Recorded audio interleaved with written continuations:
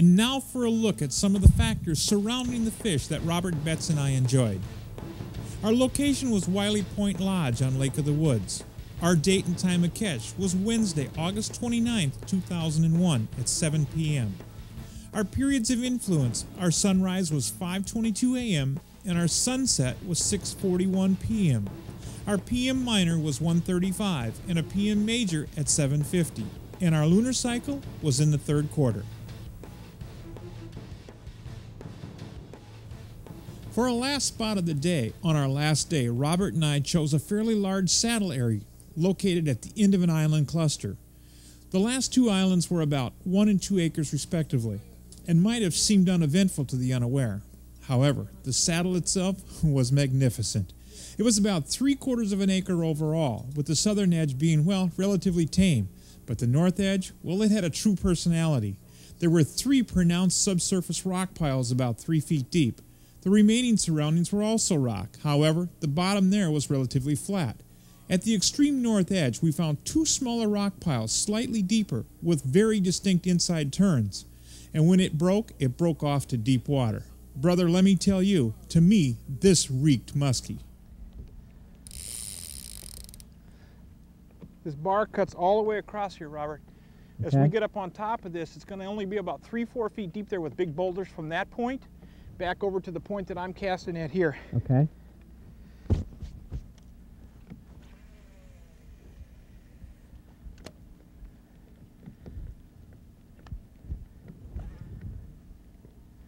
We'll work our way through this. When we get out to the edge of it, if we don't see nothing or don't catch anything, we'll move on. I got another spot.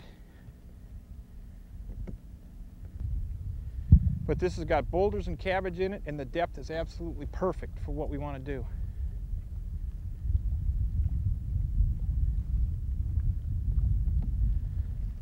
Come on, girls.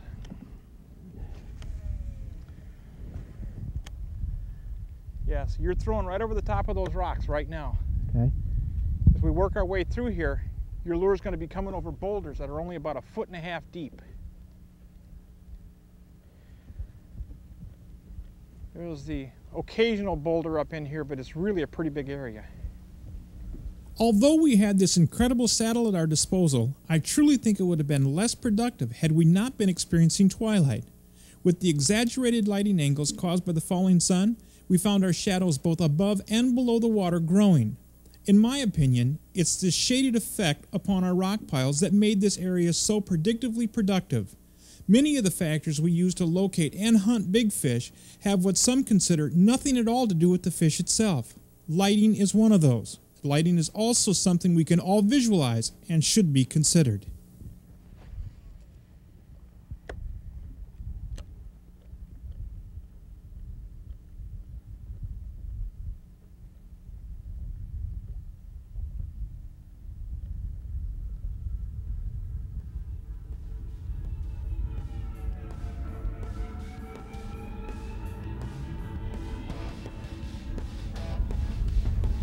That was definitely a boil.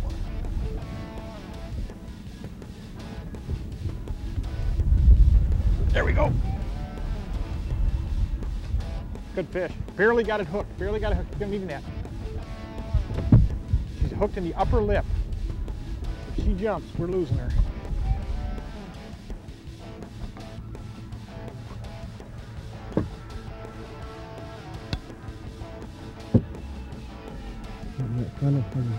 Right this time, yes, yeah, 50-incher.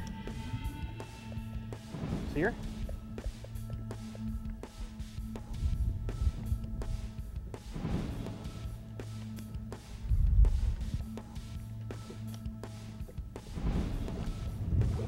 Hang tight, hang tight, hang tight.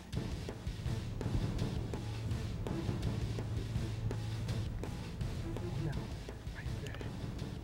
50. Spinning on me now. Okay, maybe go to the back now.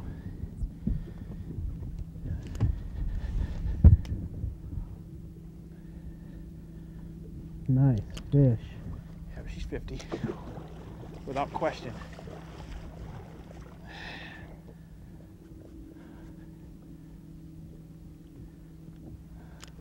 Nice fish, Robert, huh? Very nice fish. Okay, coming toward you now. If you get the net down in the water and just kind of open, they got to kind of go back from the back of the boat, come toward me. Mm-hmm. She's hooked pretty well right now. I got both hooks in her.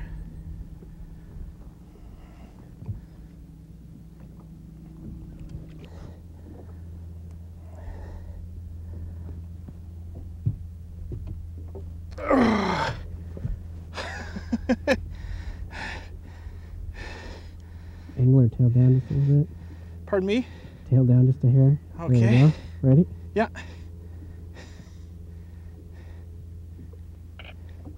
You get it? Yep. Okay, set that one down, get the 35 millimeter.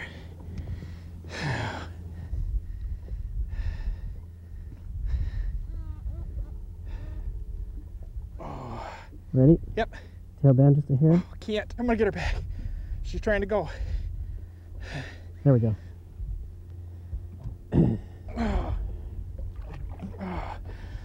Oh, absolutely. Come on, she wasn't heavy. Tail down, tail down.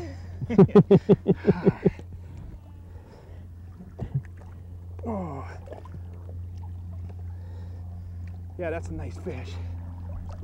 I'm looking at, I'm gonna say 52 to 53. Good girl, huh? Look at her, isn't she beautiful? And now we'll look at some of the factors.